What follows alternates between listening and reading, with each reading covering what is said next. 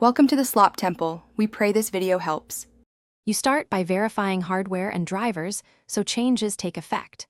Open Windows settings and run Minecraft Bedrock once to register the app. Once done, switch your PC to a high-performance power plan and plug in the machine. This prevents throttling. Next, disable Battery Saver and ensure Windows uses maximum performance. You do this now because without the app entry and full power mode, assigning the discrete GPU later won't stick or show results. You now assign the discrete GPU. Open Windows Graphics Settings, add Microsoft Store app, locate Minecraft Bedrock, and set it to high performance so Windows picks your GPU. Make sure to explicitly select the discrete GPU if the option appears.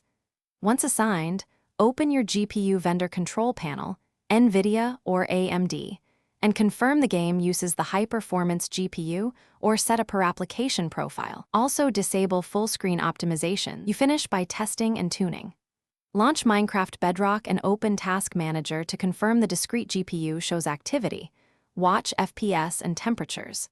If performance is poor, lower render distance, disable fancy graphics, or turn off shaders to isolate the issue. If Minecraft still uses the integrated GPU, reinstall or update GPU drivers, reset the Windows graphics settings entry, and try re-adding the app. One key troubleshooting step. Reinstall the GPU driver using a clean install option to